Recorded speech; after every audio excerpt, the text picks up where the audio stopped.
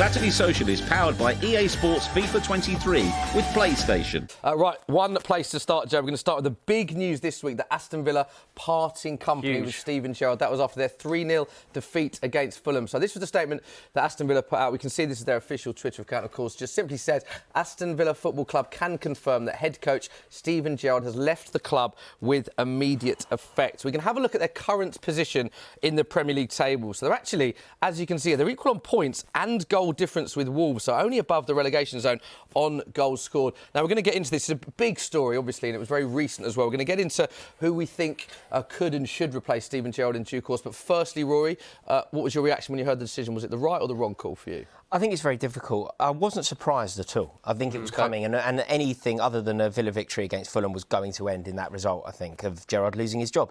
The only reason why I think we can discuss if it was correct or not is because if you employ a manager who is clearly young, clearly learning on the job, you've given him his first role in Premier League management, if he then demonstrates the kind of tendencies that young managers make, the odd mistake, he's learning on the job, give him time, does it not make a mockery of the appointment to sack him as soon as he starts effectively making mistakes? You know that when you employ somebody like Steven Gerrard, you're employing him for the manager that he's going to be in 3 years' time, not for the manager that he is today. You know that he's learning, you know he's developing, so maybe employing him in the first place was a mistake rather than sacking him. Yeah, Flex, what are your thoughts?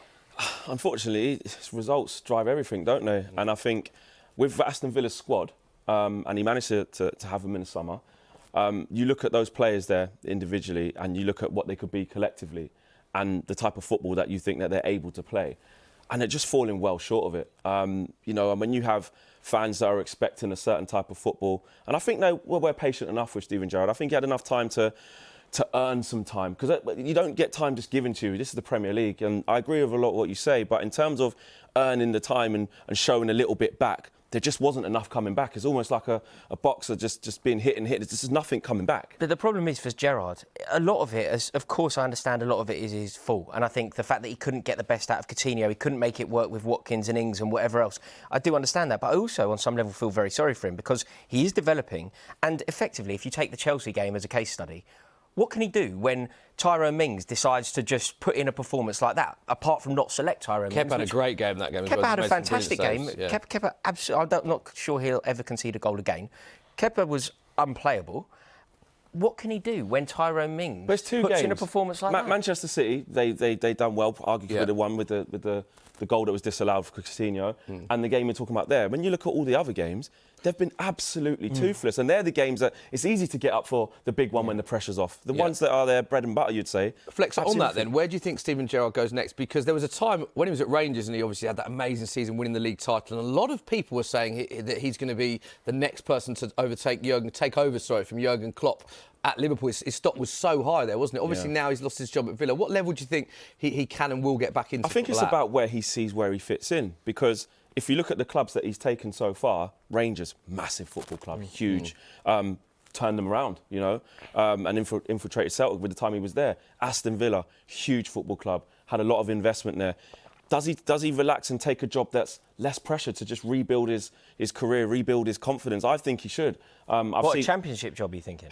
It could even be a Premier League club that's not as big as Aston Villa. But even if it is championship, I don't think Steven Gerrard should be too afraid to take a backward step. You know, he says, you know, he's a winner, he's a legend of the game and stuff as a player.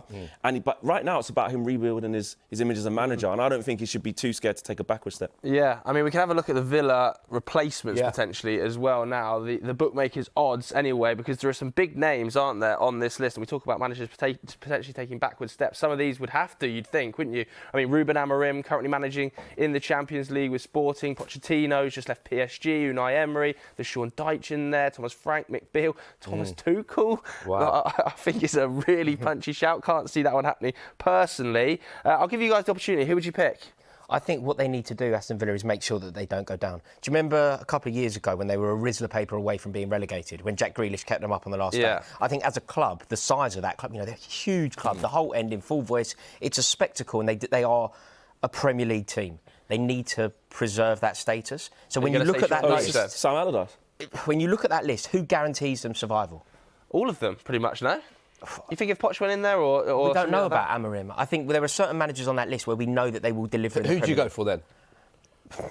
Unai Emery probably would be my shout. I think Unai Emery is a good fit for that club because I think people sometimes forget Aston Villa are an enormous football team. Yeah. You know, they are an enormous club. They're comparable to virtually, not the Manchester United's, Liverpool's, but they're comparable to every other club. Yeah, absolutely. So I think that they need to be ambitious, but also very sensible and make sure that they don't go down again. Flex? I agree with that take. I think Thomas Frank could actually be a nice fit in terms of his personality and you know, he's on the ascendancy, but I think he's so deep-rooted in Brentford now and what they're doing. That would be a shame for him. I think Mauricio Pochettino, again, in fairy tale land would look nice and stuff, but no disrespect to Aston Villa. I think he's waiting for a club that's in Europe and stuff like that. Sean Dyche, if you're talking about guaranteed staying up, if you're saying that Aston Villa are in danger of maybe going down if they get it wrong, he could stabilise them and bring you know, I don't think he should be frowned upon as much as people think because of what he done at Burnley and the way he kept him up was fantastic. Emery and Dyche is the shout. Wow.